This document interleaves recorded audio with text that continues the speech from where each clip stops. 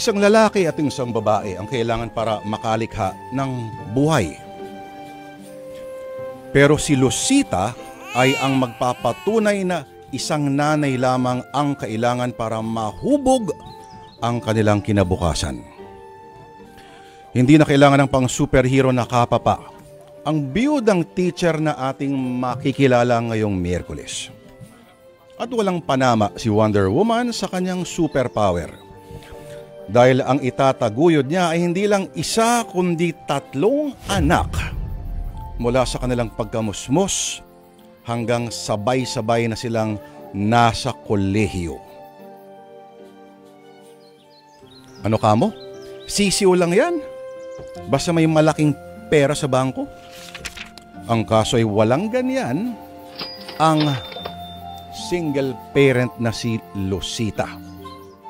At halos hindi sumasapat ang kita niya bilang guro at kailangang magkayod kalabaw pa para madagdagan ang pangmatrikula ng 3 anak.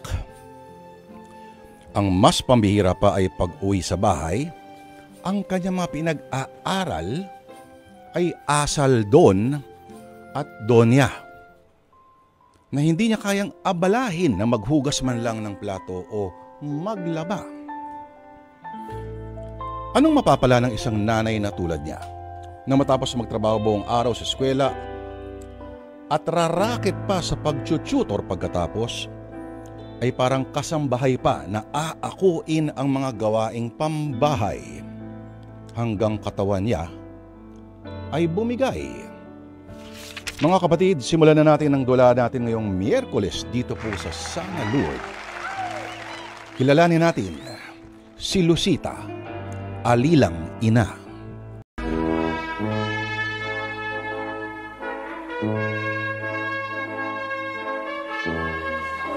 Carmen anak, natutuwa ako dahil nakagraduate ka na ng high school. Kaya sana ay lalo mo pang pagbutihin ang iyong pag-aaral pagpasok mo ng kolehiyo. Opo, Mama, walang problema.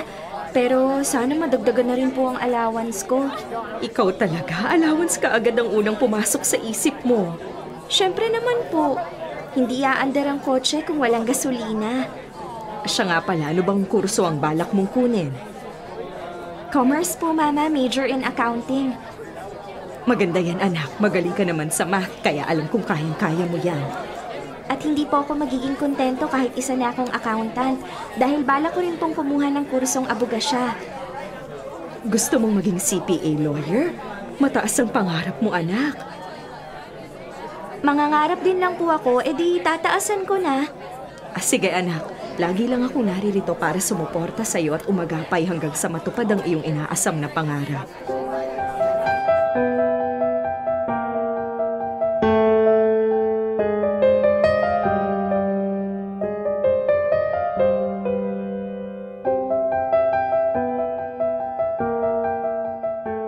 Paano yan, Lucita? Nakagraduate ang bunso mong anak kaya 3 ng pag-aaralin mo sa kolehiyo. Kaya mo pa ba? Kailangan kayanin ko, Kuya Gaspar. Sigurado ka. Lagi ka nga dumadaing sa akin dahil hirap ka na. Di lalo na ngayong nadagdagan na naman ang iyong gastos. Okay lang dahil ngayong taon lang naman sila magkakasabay-sabay dahil parehong graduating sina Maynard at Jonah. Oo nga Kagraduate ng engineering si Maynard at nursing naman si Jonah. Kaya nga, malaking ginhawa na sa akin kapag nakagraduate ang 2 kong anak dahil si Carmen na lang ang aking tututukan. Oo nga, pero mahihirapan ka talagang igapang sa pag-aaral ang 3 mong anak sa taong ito. Kung kinakailangan ko talagang gumapang, ayun ang gagawin ko.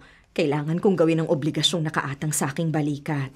Ikaw naman kasi, bakit hindi ka uli nag-asawa? Bata ka pa naman nang ikaw ay mabalo. Kung meron nga lang sanang dumating na pagkakataon. Bakit? May ilan din namang nanligaw sa'yo noon, di ba? Oo nga, pero wala naman silang matatag na hanap buhay. Kaya kung nag-asawa uli ako, baka mas mahirap ang kalagayan ko ngayon. Kung sa bagay, nagawa mo namang mag-isang itaguyod ang iyong mga anak. Ikaw naman ang tatanungin ko, Kuya Gaspar. Hindi ka ba nagsisisi dahil hindi ka na nag-asawa? Yan nga isang bagay na pinagsisisihan ko. Mahirap talagang nag-iisa sa buhay. Tapos, 2 lang tayong magkapatid, kaya ikaw at ang aking mga pamangkin ang maituturing kong pamilya. Puro kasi pasarap sa buhay ang inatupag mo, kaya walang nangyaring maganda sa'yo. Kaya nga mabuti na lang at meron akong tinatanggap na 7,000 pisong buwan ng pensyon sa SSS. Kahit paano'y may pantustos ako sa akin pang-araw-araw na pangangailangan. Nagkakasya ba naman yun sa'yo? Kasya naman. Meron pa ngang konting sobra dahil wala naman akong binabayarang renta. Maliit lang ang konsumo ko sa kuryente at tubig. Tapos, hindi naman ako maluho sa pagkain. Mabuti ka pa. Samantalang ako, sakto lang talaga ang kinikita ko. Kung minsan nga kinakapos pa rin ako. At ngayong nadagdagan ng pag-aarali mo sa kolehiyo, paano mo ngayon pagkakasyahin ang kinikita mo? Bakante naman ako pag Sabado at Linggo kaya mag-tutor na lang ako. Sa katunayan, marami ng estudyante ang gustong magpa-tutor sa akin. Sigurado ka bang kakayanin mo yun? Lunes hanggang Biyernes ay nagtuturo ka. Mula alas 7 ng umaga hanggang alas 9 ng gabi. Tapos magtuturo ka rin ng Sabado at Linggo. Maawa ka naman sa sarili mo. Ganun talaga dahil yun ang kailangan kong gawin. Wala akong pakialam kahit pa ikamatay ko. Titiisin ko lahat ng hirap alang-alang sa aking mga anak.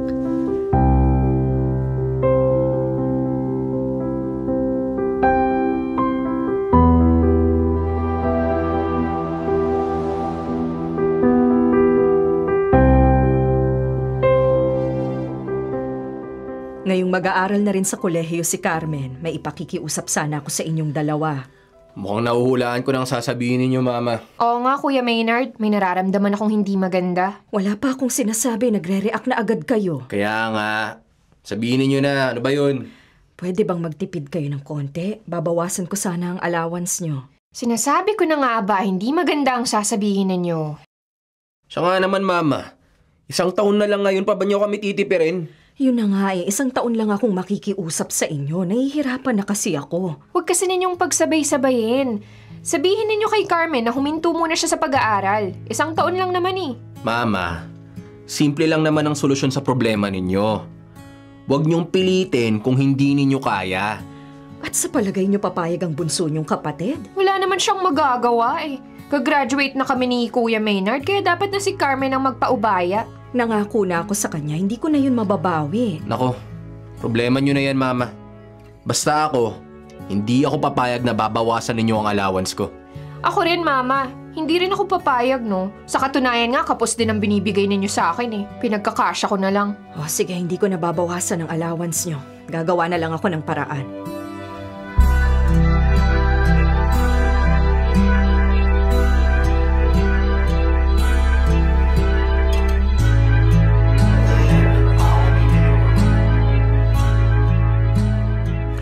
Tama naman ang 2 mong anak. Huwag mong pilitin kung hindi mo kaya. Sayang kasi ang 1 taon. Ayokong mahinto sa pag-aaral ang bunso kong anak. Pero ano kang gagawin mo para matustusan ang pag-aaral niya? May nakausap na akong 10 estudyante na itututor ko ng Sabado at Linggo. 2,000 isang buwan ang ibabayad sa akin kaya 20,000 din yun isang buwan. Hindi mo kakayanin yun. Tingnan mo nga yung sarili mo. Ang payat mo na. Paano kung bumigay ang katawan mo? Payat lang akong tingnan pero malusog naman ako. At isa pa meron naman akong iniinom na vitamins at iba pang food supplement. Kahit na, hindi mo dapat inaabuso ang iyong katawan. Nagtatrabaho ka para mabuhay at hindi ka nabubuhay para magtrabaho. Okay lang yun, 1 taon lang naman eh. Bakit? Pag nakagraduate ba ang 2 mong anak ay tapos na ang gastos mo sa kanila? Siyempre, magre-review pa sila para sa board exam. Okay lang yun. Ilang buwan lang yun at hindi naman kalakihan ang bayad sa review school. Sige, bahala ka. Isa lang ang nakikita ko. Para ka na rin nagpapakamatay sa ginagawa mong yan. Pwede patay kung patay. Ang mahalaga mabuhay ng maayos ang mga anak ko.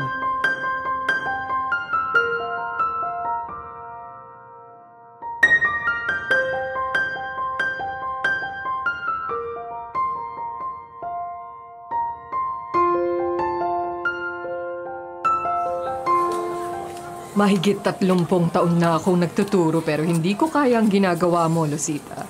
Hindi mo naman kailangang gumaya sa akin dahil may asawa ka at matatagang kanyang hanap buhay. Tapos 2 anak lang ang pinag-aaral niyo sa kolehiyo kaya hindi kayo nahihirapan. Huwag mo namang sabihin yan. Kahit paano ay nararamdaman din namin ang hirap. Hindi nga lang katulad ng hirap na pinagdadaanan mo. Saan ka ba humuhugot ng lakas? Siyempre sa mga anak ko dahil sila ang aking inspirasyon. At ang pangarap nila, pangarap ko na rin. Kung sa bagay, kapag nakagraduate na at nakapagtrabaho ng 2 mong anak, di sila naman ang dapat na tumustos sa pag-aaral ng iyong bunso, di ba? Hindi, Loida. Hindi ko ipapasa sa aking mga anak ang aking obligasyon. Pero kahit naman paano ay dapat na tumulong sila sa'yo. Kung tutulungan nila ako, di salamat. Pero hindi ko sila uubligahin. At kahit hindi nila ako tulungan, hindi ko sila susumbatan at hindi rin ako magdaramdam. Wala naman silang kwentang anak kung hindi ka nila tutulungan. Hindi sila marunong tumanaw ng utang na loob. Ayaw kong gamiting lisensya ang utang na loob para abusuhin ang mga anak ko at obligahin silang tulungan ako. Ang mga anak, obligasyon yan ng magulang, pero ang magulang, hindi yan obligasyon ng mga anak. Kung tutulungan ako ng mga anak ko, ang gusto ko ay ginagawa nila yon dahil mahal nila ako at hindi dahil nauubliga lamang sila.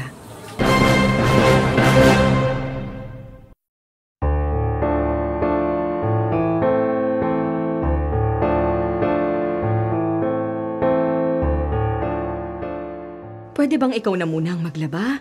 May tutorial pa kasi ako. Bakit ako, Ma? Si Carmen na lang po ang utusan ninyo. Kaalis lang ni Carmen dahil may klase siya ng Sabado. Mamayang hapon pa naman ang pasok mo kaya ikaw na lang ang maglaba. Tinatamad po ako eh. Bukas na lang po. Huwag mo nang ipagpabukas ang magagawa mo ngayon. Kasi naman, Ma, bakit sa akin ninyo pinapasang trabaho ninyo? Pero may tutorial lesson nga ako. Kailangan kong magtrabaho para matugunan ang ating pang-araw-araw na gastos. Konting pabor lang naman ang hinihingi ko sa'yo. Gagawin ko naman po ang ipinag-uutos ninyo, Ma. Pero wag ngayon, bukas na lang po. Siya, sige, ikaw ang bahala. Sige, aalis na ako. Sandali lang po, Mama. May 200 ka ba dyan? Naibigay ko na sa'yo ang allowance mo. Bakit? Ubus na ba? May bibilhin lang po ako eh. At hindi ko po pwedeng galawin yung allowance ko. Ano bang bibilhin mo? Basta, wag na kayo magtanong, Ma. Pwede ba, Jonah? Magtipid ka naman. Hindi ko pinupulot ang perang ibinibigay ko sa inyo. Maawa ka naman sa akin. Dapat nga nagpapahinga ako ngayon pero kailangan ko pa rin kumayod. Kayo lang naman kasi nagpapahirap sa sarili ninyo. Ayaw ninyong makinig sa amin ni Kuya Maynard. Kung hindi mo na ninyo pinag-aaral si Carmen, edi sana hindi kayo nahihirapan ng ganyan. Ilang beses ko bang sasabihin sa'yo na kailangan kong gampanan ang aking obligasyon sa inyong lahat? Sige po, bahala kayo. Nasa na po yung hinihingi kong 200 pesos, Ma? Wala akong barya. 500 na lang ang hawak kong pera. Bukas pa ako babali sa mga magulang na mga estudyanteng itututor ko. Akin na po yung 500 ninyo at susuklian ko kayo ng 300. May pera ka naman pala. Bakit nanghihingi ka pa? Ma, sabi ko naman sa inyo, allowance ko yun at hindi ko pwedeng gamitin sa ibang bagay.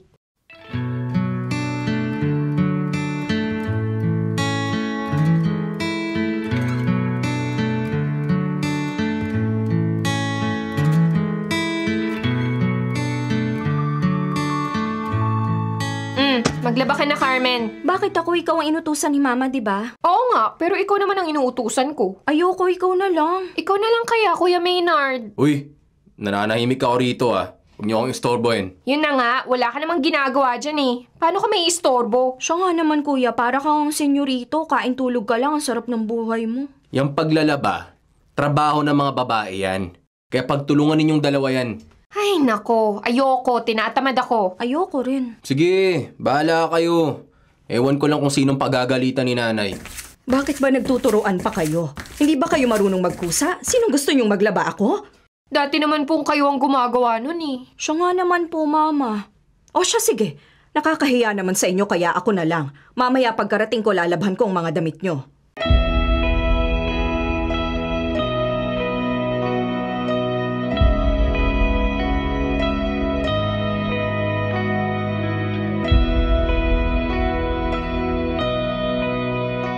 Kasalanan mo rin naman kasi dahil inispoiled mo sila. Dapat sana ng mga bata pa sila, tinuruan mo na silang maging responsable. Kaya nga nasanay silang nakadepende sa akin. Pero konting panahon na lang at malapit na silang maging independent. At kapag nangyari yon, malamang na makalimutan ka na nila dahil magiging abala na sila sa kanilang mga sarili. Yun naman talaga ang obligasyon ng magulang sa kanilang mga anak. Ang turuan silang makatayo sa sarili nilang mga paa.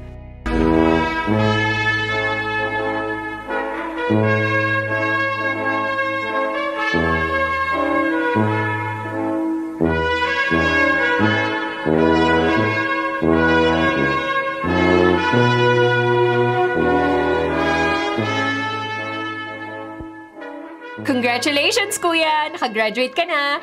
2 na tayo. Oo nga eh. Kasi last week, ikaw naman yung nakagraduate. Congratulations, anak. Ipinagmamalaki kita. Maraming salamat dahil tinupad mo ang aking pangarap para sa'yo. Salamat din po, Mama. Huwag po kayong mag-alala. Makakabawi rin ako sa inyo balang araw. Wala kang utang na dapat bayaran dahil ginagawa ko lang ang aking obligasyon bilang magulang. Ganun pa man, hindi yun nangangahulugang nauobliga lang ako sa pagtataguyod ko sa inyo. Nagsasakripisyo ako dahil mahal na mahal ko kayo.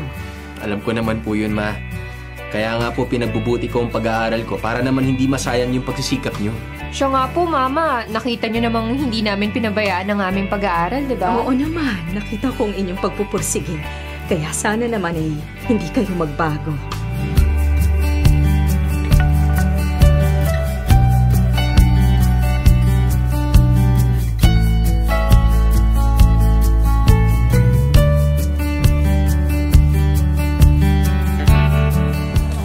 Congratulations, Lucita! Nakapasa na pala ang bunso mo sa board exam. Isa na siya ngayong CPA. Oo nga, wala na akong mahihiling pa. Ang bilis lumipas ng panahon, no? Parang kailan lang panay ang daing mo sa akin dahil hirap na hirap ka. Kung paano mo itataguyod ang iyong mga anak. Pero ngayon nasa maayos na silang kalagayan, no? Kaya nga isang engineer at contractor na si Maynard.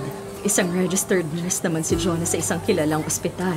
At ngayon nga, isa ng certified public accountant si Carmen. Kaya ikaw naman ang nakapagtapos, Lucita. Nakagraduate ka na sa sakripisyo, pagtitiis at paghihirap. Kaya dapat ay pagpapasarap naman sa buhay ang iniisip mo, ha? Pwede ka nang mag-retire. Naku, tuloy pa rin ang trabaho, Lloyda. Dahil ayokong umasa sa mga anak ko. Pero hindi na mahirap dahil magtatrabaho na ako ngayon para sa sarili ko. Ha? Pero sigurado ka bang okay ka lang? Ang laki na kasi ng ibinagsak ng katawan mo. Sa tingin ko sa'yo underweight ka na. Okay lang ako. Kailangan ko lang na magbawas ng trabaho para mabawasan din ang stress ko. Mas maganda siguro kung mag-leave ka muna. Kahit isang buwan lang para makapagpahinga ka naman. Hindi na siguro. Mababawas lang ako ng load sa pagtuturo.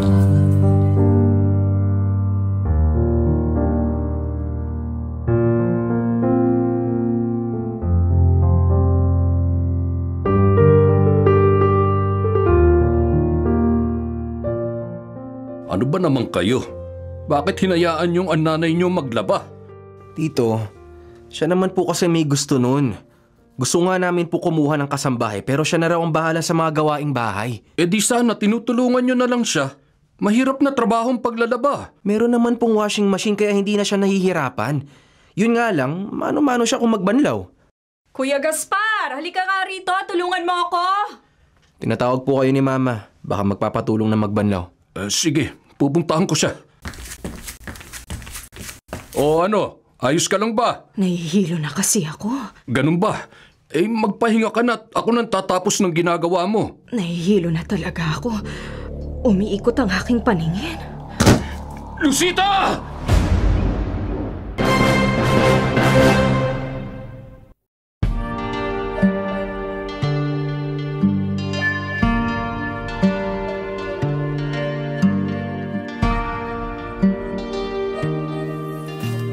Mabuti naman at dito niyo siya dinala. Siyempre, nurse ka dito kaya dito talaga namin siya dadalhin. Ano ba talagang nangyari kay Lucita? At kumusta na ang lagay niya? Tumaas po ang blood pressure niya kaya siya nahilo at nag-collapse. Pero okay na po siya. Tignan niyo naman ang himbing ng tulog niya. Kung bakit naman kasi hinahayaan yung ang nanay pa rin ninyo ang gumagawa ng mga gawaing bahay. Kahit nun pa man ay hindi niyo siya magawang tulungan. Tito, sabi ko naman po sa inyo, siyang may gusto nun. Hindi namin siya mapigilan. Kaya nga tulungan na lang ninyo siya. 3 naman kayo magkakapatid. Wala ba kahit isa sa inyo ang pwedeng maasahan? Tito, busy po kaming lahat. Kaya ang kumuha ng kasambahay ang nakikita naming solusyon. Kaso, ang gusto ni Mama, siya ang magtrabaho sa bahay dahil nagbawas naman daw siya ng trabaho sa school. Paano yan? Hahayaan niyo ba siya magtrabaho? Dapat kasi nagre-retire na siya. Total kumikita na kayong 3. Kayo nang umako ng lahat ng gastos niyo rito. Yun naman po talagang ginagawa namin. Sagot na namin lahat ng gastos. Wala na kaming ipapaaho kay Mama kahit isang pusing.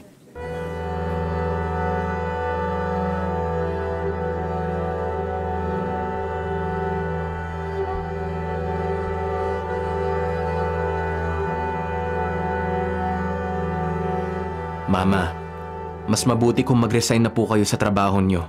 Wala naman na kayong pinagkakagastusan kundi ang sarili ninyo eh. Oo nga po, Mama. Dito na lang kayo sa bahay. Ayokong maging pabigat sa inyo. Eh paano kung magkasakit kayo? Eh di magiging pabigat nga kayo sa amin dahil hindi namin kayo maalagaan. Huwag kayong mag-alala, kaya ko ang sarili ko. Huwag na kasi ninyong pilitin dahil gaya ng sinabi ni Kuya Maynard, hindi namin kayo mapaglalaanan ng panahon kapag may sakit na kayo. Okay lang yon, sanay na ako. Kahit naman noon pang mga estudyante kayo, wala kayong panahon sa akin dahil busy kayo sa pag-aaral. At ngayon naman ay sa trabaho na kayo busy, kaya okay lang kahit pabayaan niyo ko. Sanay na akong makaramdam ng pag-iisa kahit meron akong kasama. Aba, mukhang dinadramahan pa niyo kami, Mama ha? Kaya nga, Mama. Mukha na nga kayong kawawa tapos magpapaawa pa kayo. Kinukonsensya niyo ba kami?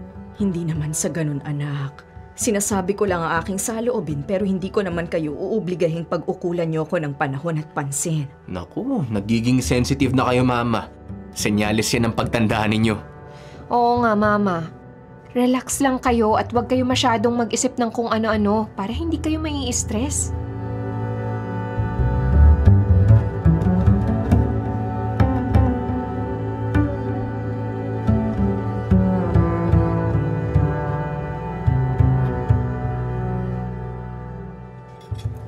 Dapat pala sinama natin si Mama sa bonding natin. Pwede naman pero sa ibang araw na lang. Hindi naman siya makaka-relate sa mga pinag-uusapan natin. Oo nga baka mamaya puro drama lang ang pag-usapan natin. Yan din ang napapansin ko lately. Parang nagiging sensitive na siya. Pero pilit niyang tinatagong nararamdaman niya. Anong tinatago? Nagpaparinig na nga siya sa amin ni Jonah eh. Oo, Carmen. Marunong na siya magpaawa effect. Kulang kasi sa pansin eh. Kaya dalhan na lang natin siya ng masarap na pagkain. Alam niyo ba kung anong paboritong pagkain ni Mama? Hindi ko alam eh. Jonah, ikaw, alam mo ba? Ewan ko. Hindi ko rin alam eh. Kahit ano na lang, basta masarap. Para naman kahit papano, matugunan natin yung kaartihan niya.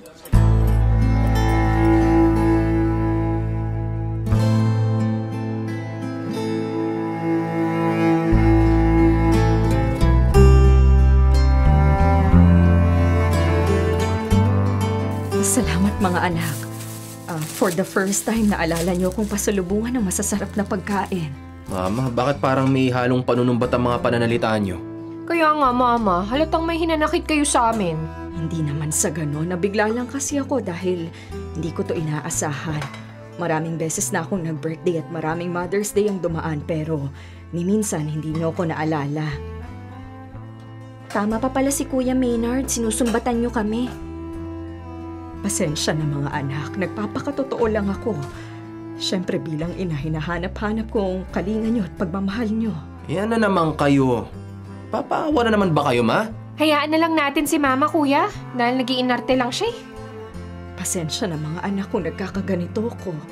Siguro nga nagiging sensitive lang ako. Pero konting panahon lang naman at atensyon ang hinihingi ko sa inyo. Gutom lang yan, Mama. Kaya kumain na lang kaya kayo. Hindi niyo ba ako sasaluhan? Busog na po kami, hindi lang sa pagkain, kundi sa kadramahan niyo, Ma. Oo nga, Ma.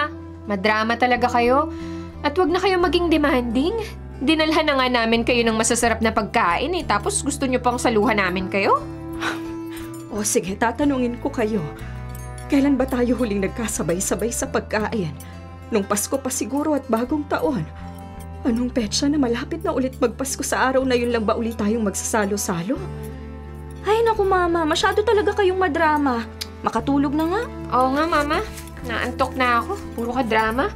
Pero in fairness, ang ganda ng eksena ninyo ah. Pwedeng ipangtapat sa series ng Korean TV drama. Sige po, idaan nyo na lang sa pagkain. Magpakabusog kayo. O ano, Maynard? Tatalikuran mo rin ba ako katulad ng ginawa ng dalawa mong kapatid? Kasi naman, masyado kayong maarte. Makornihin niyo, Ma. Bakit kakornihan na bang magpakatotoo at ilabas ang tunay na nararamdaman? Okay, hindi na ako makikipagtalo. Pero, pasensya na po dahil nakakaantok talaga ang kadramahan ninyo.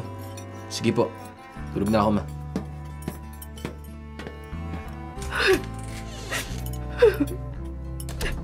Saan ako nagkamali, mga anak? Saan ako nagkulang?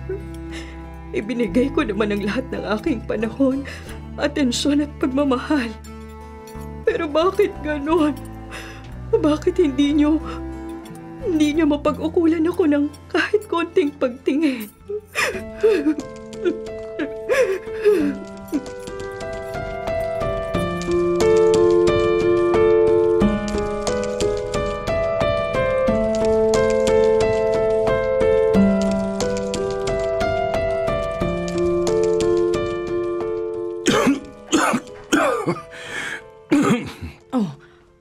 Kailan pa yung ubo mo? 3 linggo na. Naku, hindi na maganda yan. Nagpatingin ka na ba sa doktor? Wag na. Gastos lang yun. Baka kung ano na yan, mas malaking gastos kung lumalang yung karamdaman. Okay lang. Mawawala rin to. Sasamahan na kitang magpa-check up. Doon tayo sa ospital ni Jonah para may discount ka sa doktor na titingin sa'yo. Ayoko. Wag mo na akong pilitin. O siya, sige, kung ayaw mo magpatingin sa doktor, edi dito muna ako para maalagaan kita. Wag na at baka mahawa ka pa sa akin. Basta dito lang ako, babantayan kita at baka kung ano yung nangyayari sa'yo.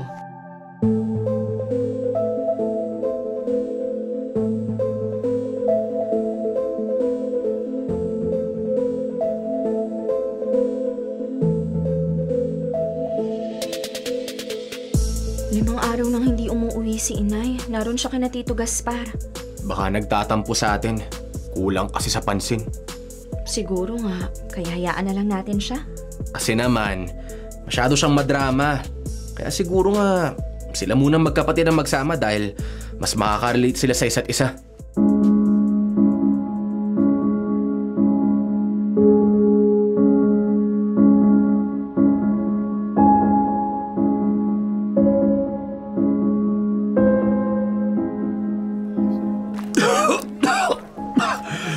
Lagi na lang si Lucita ang gumigising na maaga para bumili ng pandesal. Kaya ako naman ang bibili ngayon. At ilang araw na rin akong hindi lumalabas ng bahay. Kailangan ko rin ng konting exercise. Ay, Diyos ko! Mabubundol ako ng bus!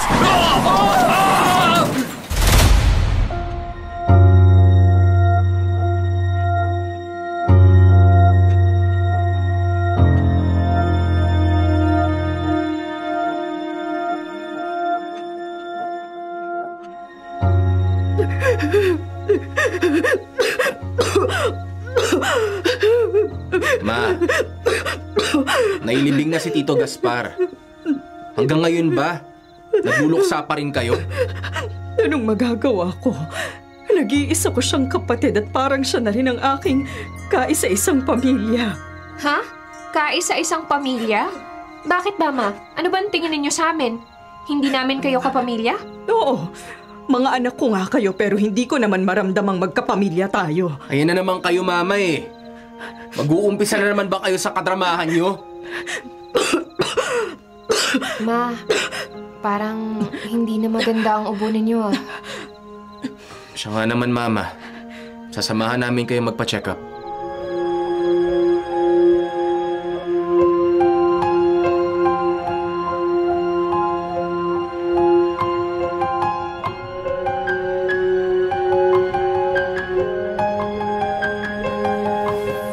Oh, kumusta? Hindi maganda. Kailangan nating doblehin ang pag-iingat dahil nakakahawa ang sakit niya. Bakit? Ano bang sakit ni Mama? Tuberculosis, Kuya. Kaya delikado tayong tatlo ni Carmen.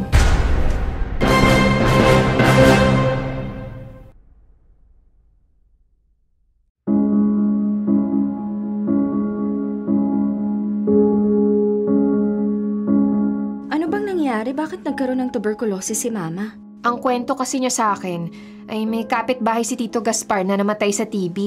Lagi pala yung kausap ni Tito dahil magkaibigan sila kaya malamang na nahawa sa kanya si Tito Gaspar. Naikwento nga sa akin ni Mama na matindi raw ang ubo ni Tito Gaspar. Kaya malamang ngang may TB na rin si Tito. At dahil 1 linggo rin silang magkasamang dalawa, siguro kaya nahawa na rin si Mama. Ano ngayong gagawin natin? Dapat lagi tayong naka-face mask. Pati na rin si Mama. Tapos dapat ring nakahiwalay siya sa atin. Kung ganun, edi doon na lang siya sa taas ng bahay. Doon naman talaga siya natutulog kaya wag na siyang bababa. Ganun na nga, at dapat nakahiwalay na rin ang mga gamit niya. Paano palang pagkain niya? Bumili na lang tayo ng gas stove para bahala na siyang magluto ng pagkain niya. Bibigyan na lang natin siya ng mga kailangan niya at bahala na siya sa kanyang sarili. Hindi kaya lalo siyang magtampo sa atin? Ano magagawa natin? Nag-iingat lang naman tayo dahil ayaw nating mahawa sa kanya. O ano, kumusta? Anong gagawin natin kay Mama? Mabuti naman at dumating ka na, kuya. Yun nga yung pinag-uusapan namin eh. Ano bang napag-usapan ninyo? Doon na lang sa taas ng bahay si Mama. Bibili na lang tayo ng gas stove at bahala na siya magluto ng pagkain niya. Tapos, dapat lahat ng gamit niya ay nakahiwalay na rin sa mga gamit natin. Paano yan? Ako yung lilipat kasi yung kwarto ko nasa taas. Dalawa naman yung kwarto dito sa baba. Kung gusto mo, di doon ka na lang muna sa kwarto ko. Tapos kami na lang ni Carmen na magsasama sa kwarto niya. Wag na. Sa Cavite kasi location ng sunod kong project kaya doon na lang ako maghahanap ng matutuluyan. Ang daya mo, kuya. Gusto mo talagang tumakas. Takot na takot ka bang mahawa kay Mama? Kahit naman dito ako nakatira, lagi pa rin ako nandun sa project site. Tsaka isa pa, kayang-kaya nyo na yung asikasuhin si nanay. Nasa ospital pa naman si Mama eh. Kaya bilhin na natin ang mga kailangan niyang gamit para pagdating niya rito, bahala na siya sa buhay niya.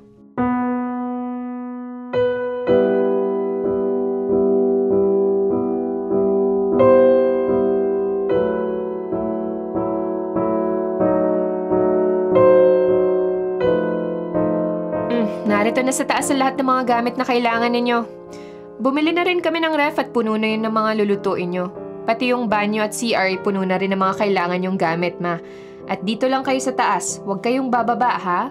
Bawal ba akong lumabas? Dito lang kayo sa taas, Ma. Hindi nyo na kailangan bumaba dahil nga naihanda na namin ang lahat ng kailangan nyo dito. Para naman akong bilanggo rito. Kailangan nyo ba akong ibartolina rito? Ma, malawak naman tong taas ng bahay, ha. Solong-solo ninyo at walang mangiistorbo sa inyo kahit paanong gawin ninyo. Para na rin pala akong ermitanyo na nagsosolot nag-iisa sa mundo.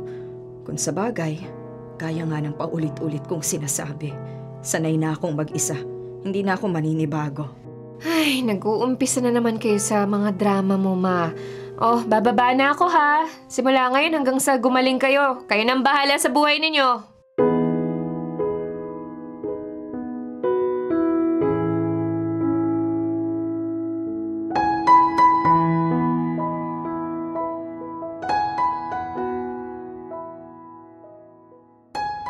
Mahigit 2 linggo na ako rito. Pero ni minsan hindi sila naglaan ng kahit konting panahon para kausapin ako. Hindi man lang nila ako magawang kumustahin. Umaakit lang sila rito kapag magdadala ng bagay na kailangan ko. Siguro nga hindi nila ako mahal. Wala siguro akong halaga at kwentang magulang sa kanilang paningin. Hindi ko naman hinihiling na alagaan nila ako dahil naiintindihan ko sila, pero sana naman ay mapaglaanan nila ako ng kahit konting panahon.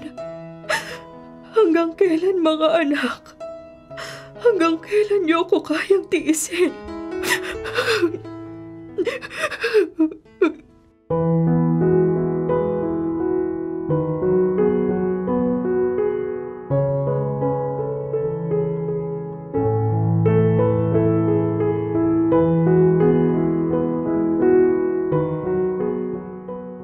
Pwede ko ba siyang kausapin?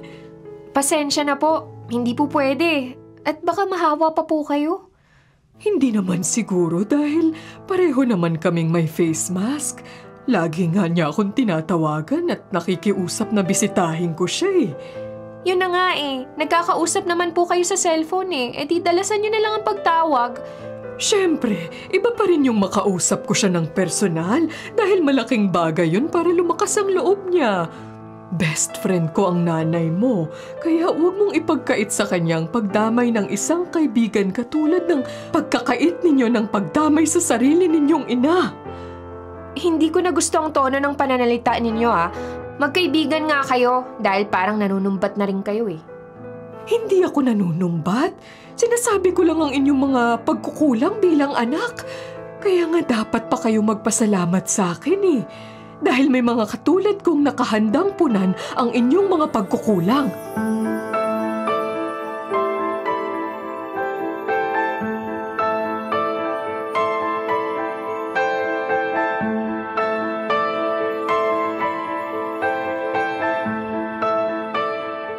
Mabuti naman at pinuntahan mo ko rito. Ay nako, ang tagal namin nagtalo ng anak mo ha. Ayaw niya akong payagang makausap kita. Kinulit ko lang siya ng husto kaya napilitan na lang siya eh. Oh, kumusta ka ba? Okay ka lang ba? Ano bang tingin mo sa akin? Mukha ba akong okay? Naku, hindi nga maganda ang iyong aura. Regular mo bang iniinom ang iyong gamot? Yun nga ang problema. Sa dami ng iniisip ko, nakakalimutan ko ng uminom ng gamot. Tapos hindi rin regular ang pagkain ko. Hindi na maganda yan, Lucita, ha? Kailangang alagaan mong mabuti ang sarili mo para gumaling ka. Hindi naman talaga gamot ang kailangan ko, kundi ang panahon at atensyon ng aking mga anak. Nangungulila ako sa kanila pero parang hindi sila nangungulila sa akin. Sa katunayan, nandidiri pa nga sila takot na lumapit sa akin. At labis akong nasasaktan dahil ang pakiramdam ko baliwala na ako sa kanila. Marahil ay hindi ka nila naiintindihan dahil hindi pa nila nararanasan ang maging magulang. Ewan ko, Loida. Sana nga ganun lang. Ang pakiramdam ko kasi parang kulang pa ang sakripisyo at paghihirap ko sa kanila kaya hindi nila mapagtanto kung gaano ko kahalaga sa buhay nila. Oh, wag mo nang masyadong isipin ang bagay na yan, ha? Dahil mai-stress ka lang at mahihirapan kang makarecover. Ayoko na, Loida. Ayoko nang mabuhay pa kung hungkag naman sa kalinga at pagmamahal ang puso ko. Kaya mas gugustuhin ko pang mamatay na lang ako.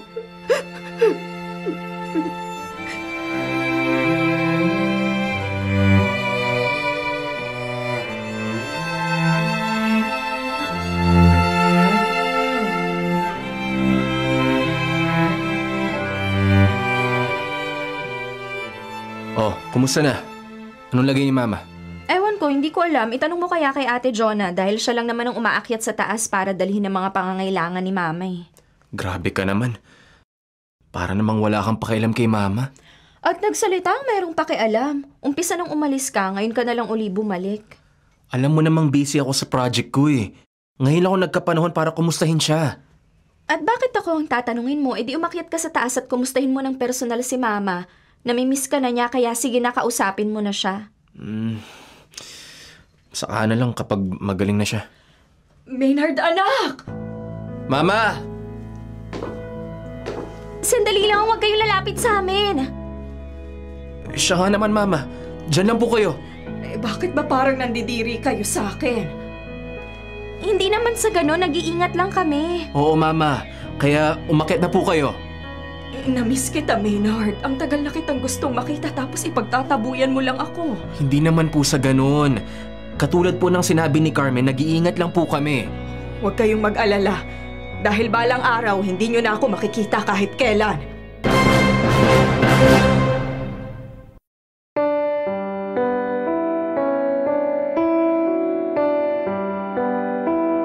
Alam nyo, Mama, lalo lang yung ini-stress ang sarili nyo dahil sa kadramahan nyo.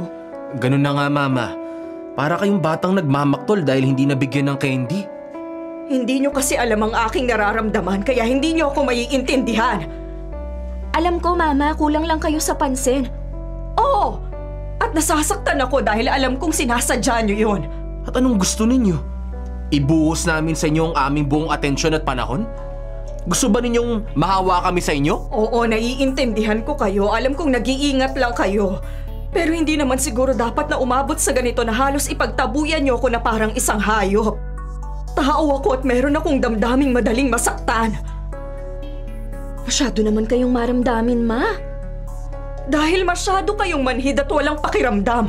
Palibhasa sarili lang ninyo ang inyong iniisip. Huwag niyong sabihin yan, Ma. Dahil kung naging makasarili kami, edi dapat pinalayasan lang namin kayo dati pa. Mas mabuti pa nga siguro kung palayasin na lang ninyo ako. At baka mas maging panatag ang kalagayan ko sa labas. Nasasakal na ako rito at ang pakiramdam ko talaga ay isang presong nakabilanggo. Maluwag naman ang pinto, Mama, kaya pwede kayong lumabas kung gusto niyong makalaya sa sinasabi niyong bilangguan.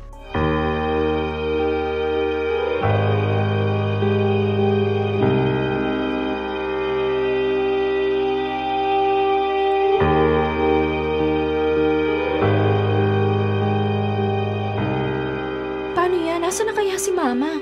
Wala siyang ibang pupuntahan kaya babalik din yun. hindi na siya bumalik?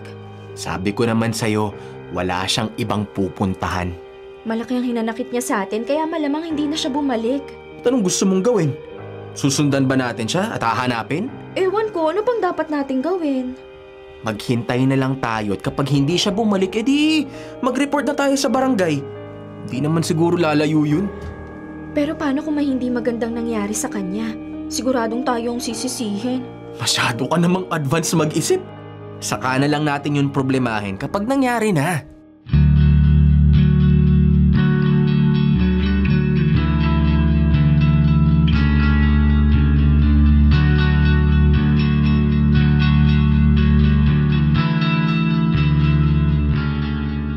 Ano ka mo? Lumayas si Mama? Oo, masama kasi ang loob niya sa atin. Bakit hindi niyo siya pinigilan? Hindi siya pinigilan ni Kuya Maynard kaya hinayaan ko na lang din siyang umalis. 7:30 na ng gabi. Baka kung nasa na siya. Bakit Ate Jonah, nag-aalala ka ba sa kanya? Oo, nag-aalala ako dahil siguradong tayong masisisi kapag may masamang nangyari sa kanya. Sa totoo lang, yan din ang ipinag-aalala ko eh. Kapag hindi pa rin umuwi si Mama hanggang bukas ng umaga, magre-report na tayo kay Kapitan.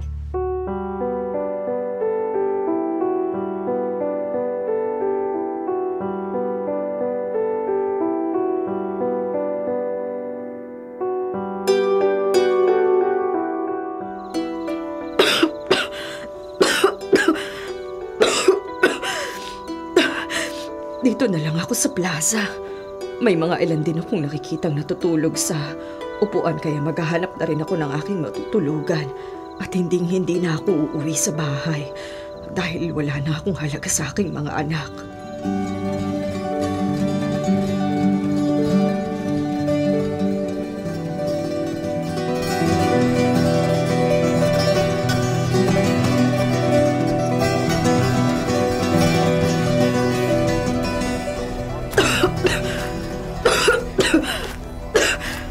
Naku, gutom na ako. Kahapon pa ng umaga ang huli kong kain. Uhaw na rin ako at parang nahihilo na ako. Hindi ko na kayang maglakad, kaya uupo muna ako rito sa sidewalk. Kumusta na kaya ang mga anak ko? Nag-aalala ba sila sa akin o natutuwa pa sila dahil wala na ako? Siguro nga hindi na nila ako hinahanap dahil wala naman akong halaga sa kanila. Hindi ko rin naman to ginusto dahil mahal na mahal ko sila. Ayokong lumayo sa kanila pero alam kong ito ang makagagaan ng kanilang kalooban. Ayokong maging pabigat sa kanila kaya mas makabubuti na siguro ang ganito.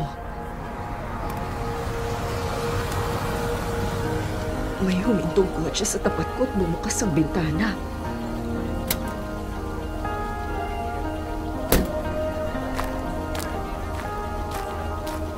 Ano pong ginagawa ninyo riyan? May kasama po ba kayo? Ay, wala ho akong kasama. Nagpapahinga lang ho ako rito. Kumain na po ba kayo? Hindi pa nga eh. Gutom na nga ako.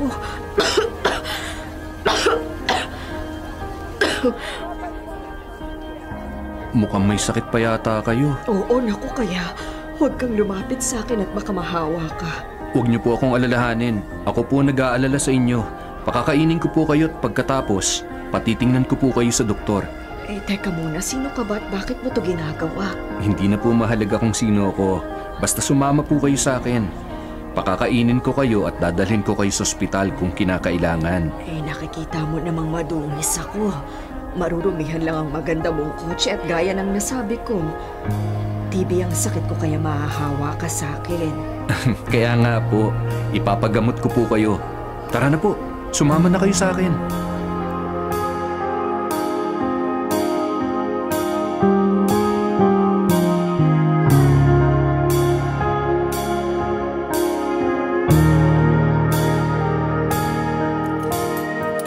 Nabusog po ba kayo? Oo, ang dami kong nakain. Maraming salamat sa iyo, Randy, ha? Nako, wag po muna kayong magpasalamat, Nanay Lucita. Dahil hindi pa ako tapos sa gusto kong gawin. Sasamahan ko pa kayo sa doktor. Teka muna, bakit mo ba talaga ito ginagawa? Eh, hindi naman kita kaano-ano. Dahil nakita ko sa inyong katauhan ng nanay ko. O bakit? Ano bang nangyari sa nanay mo? Nagkaroon din po ng malubhang karamdaman ng nanay ko at nabigo akong ipagamot siya dahil wala akong pampagamot. Binawian siya ng buhay at hindi ko mapatawad ang sarili ko dahil wala akong magawa. 10 taon na po ang nakalipas pero nananariwa ang sugat sa puso ko sa tuwing sasagi sa isip ko ang pagkawala ni nanay. Huwag mong sisihin ang sarili mo dahil wala kang kasalanan. Limitado ang iyong kakayahan. Kaya nga po nagsumikap ako ng husto at siyang aking naging inspirasyon. At ngayon naririto kayo, hayaan ninyong sa inyo ko to pa rin ang naging kabiguan ko kay nanay.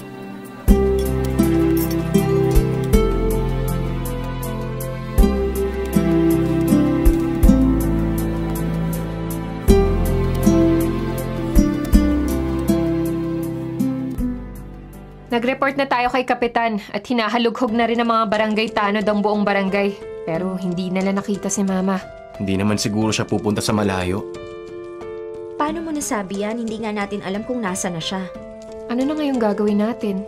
Maghintay na lang tayo. Patuloy naman ang paghahanap ng mga tauhan ni Kapitan. Pero hanggang kailan naman tayo maghihintay? Bahala na. Makikita rin natin siya. At kung sakaling ang makita natin si Mama, anong gagawin natin sa kanya? Siguradong lalayasan na naman tayo dahil ayaw nga niya nakakulong sa bahay, di ba? Di bahala siya kung gusto niyang lumayas uli. At kung gagawin nga niya uli yun, di bahala na siya sa buhay niya.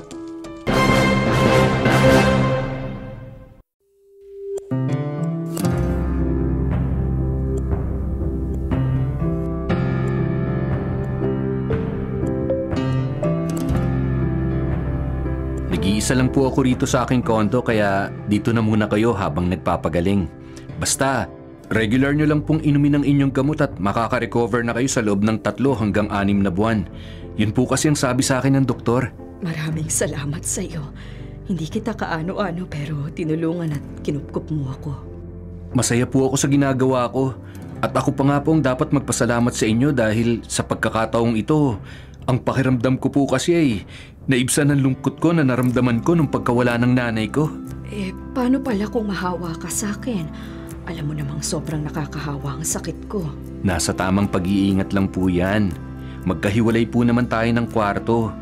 At pasensya na po kayo kung kailangang ihiwalay ko ang gamit ko sa gamit ninyo dahil yun po ang sabi ng doktor. Okay lang yun dahil yun naman talagang nararapat. Pero may itatanong ako sa'yo. Hindi ka ba talaga nandidiri sa akin? Kung nandidiri po ako sa inyo, di sana iniwasan ko na kayo sa una pa lang nating pagkikita. Oh, bakit? May nasabi po ba akong hindi maganda? Naaalala ko lang kasi ang mga anak ko. Nandidiri kasi sila sa akin ng dahil sa aking karamdaman. At nang lumayas ako sa amin ay hindi man lang nila ako pinigilan. Nagpapatunay lang yun na wala na akong halaga sa kanila. Baka naman po sa mga sandaling ito ay nag-aalala na sila sa inyo at hinahanap na nila kayo. Ayoko nang umasa pa dahil madidismaya lang ako. Gusto niyo po bang ipaalam ko sa mga anak ninyo kung nasaan kayo? Huwag na. Saka na lang ako magpapakita sa kanila kapag magaling na ako upang sa ganun ay hindi na nila ako pandirihan.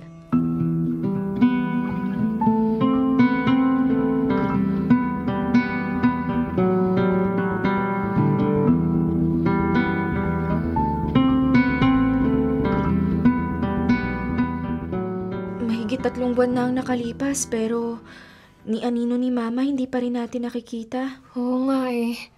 Nasaan na nga ba siya? Buhay pa kaya siya? Alam mo, sa totoo lang, namimiss ko na siya. Ako nga rin eh. Totoo nga palang malalaman lang natin ang halaga ng isang bagay kapag wala na yun sa atin. Nagsisisi na ako. Bakit pa hindi ko siya pinigilan ng magtangkasang lumayas? Pareho lang naman tayo dahil nagsisisi na rin ako kung bakit hindi ko rin siya pinigilan. Ang laki nga ng kasalanan natin kay Mama eh. Hindi man lang natin naisip ang sakripisyo niya para lang itaguyod yung pag-aaral natin. Tama ka. Dahil halos hindi siya magkanta o gaga sa pagtatrabaho para lang matugunan ng mga kailangan natin. kahit minsan hindi natin siya pinasalamatan, hindi natin nagawang i-appreciate ang kanyang pagod at hirap. Oo, at lalo akong nagigilty kapag naalala ko yung sinabi niya, yung ilang beses siyang nag-birthday at ilang beses din dumaan ang Mother's Day. Pero hindi natin naalala na pasalamatan natin siya at parangalan. Ngayon wala na siya. Paano natin may papakita sa kanya na nagsisisi tayo? Hindi, kuya. Hindi tayo dapat sumuko. Hahanapin natin si Mama at makikita natin siya. Pero paano kung natulad na pala siya kay Tito Gaspar? Paano kung patay na siya? Hindi natin siya mababayaran sa pagkakautang natin sa kanya. Pwede ba? Huwag kang magsalita ng ganyan. Buhay pa si Mama. Kaya gawin natin ang lahat ng paraan para matagpuan natin siya. Pero ano nga kuya ang gagawin natin para matagpuan natin siya?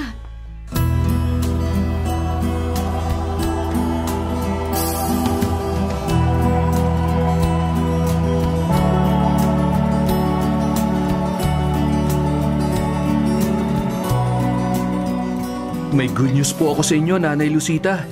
Ano yun? Ito po, tingnan nyo tong malaking ads dito sa newspaper.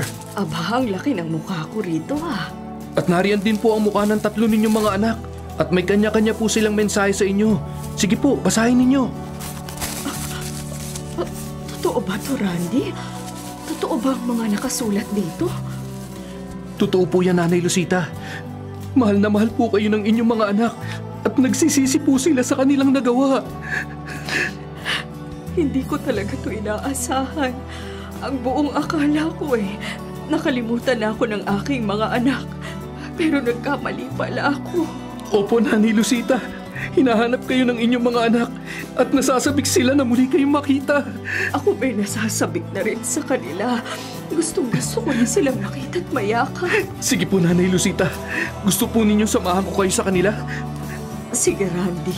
Gusto ko silang makita at makausap sa lalong madaling panahon. Narito po ang numero nila. Tatawagan ko na po ba? Ay, wag. Huwag mong ipaalam sa kanilang uuwi na ako dahil gusto ko silang sorpresahin.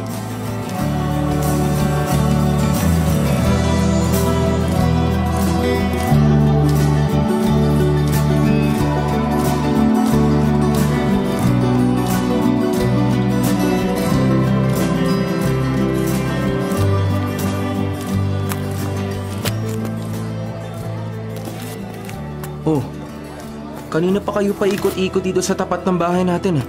Meron ba kayong hinihintay? Ewan ko ba, kuya? Pero parang may kakaiba akong nararamdaman Ako rin kuya, hindi ko maintindihan yung sarili ko, ang pakiramdam ko. Excited na excited ako pero hindi ko alam ang dahilan kung bakit. Oo, ako rin. Parang gusto kong matuwa at magdiwang pero hindi ko rin alam ang dahilan kung bakit. Ibig lang sigurong sabihin, merong magandang mangyayari. Pero ano naman kaya yun? Oh, may humintong kotse sa tapat ng gate natin. Magandang umaga sa inyo. Kayo na marahil sina Maynard, Jonah at Carmen.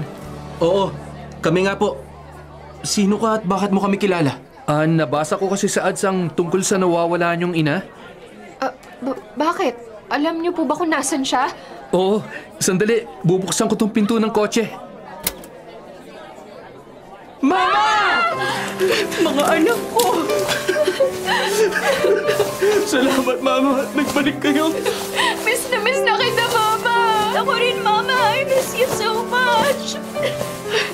Sabik na rin ako sa inyo mga anak. Sandali lang at nasasakal na ako sa higpit ng mga yakap niyo. Doon na lang tayo mag-usap sa loob.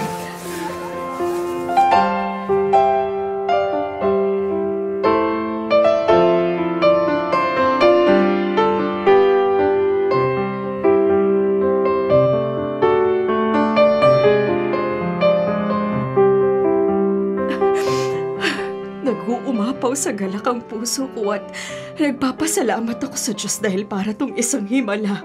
Hindi ko talaga to inaasahan. Nagpapasalamat din po ako sa Diyos dahil iminulat niya ang aming mga mata. Patawarin niyo po ako kung hindi ako naging maganda. ang pagtrato ko sa inyo. Ako rin po, Mama. Patawarin niyo po ako. Naturingan pa naman akong isang nurse pero hindi ko man lang kayo naalagaan mabuti nung may sakit po kayo. Malaki rin po ang kasalanan ko sa inyo, Mama. Kaya patawarin niyo din po ako. Narealize ko lang po ang halaga niyo sa akin nang mawala kayo. Pinapatawad ko na kayong lahat. Kalimutan na natin ang mga hindi magandang pangyayari at mag-umpisa tayo ng panibagong kabanata. Naiiyak na rin ako sa inyo at natutuwa ako dahil nagkasundo-sundo na kayo. Siya nga pala, nakalimutan kong ipakilala sa inyo si Randy. Siyang kumupkup at nag-alaga sa akin. At magandang balita dahil magaling na ako. At balak ko na talagang umuwi rito. Maraming salamat sa iyo, Randy. Ano bang gusto mong gawin namin para makakabayad kami sa iyo? Oo nga, Randy. Sabihin mo lang. You deserve a reward. May gusto lang po sana akong hilingin sa inyo, Nanay Lucita. O siya, sige sabihin mo. At kahit ano pa yan ay ipagkakaloob ko sa iyo. Pwede po bang ampunin niyo na lang ako? Dahil gusto ko rin po kayong maging nanay. Bakit naman hindi? Parang anak na rin ang turing ko sa iyo. Siya nga naman, Randy. Welcome to our family!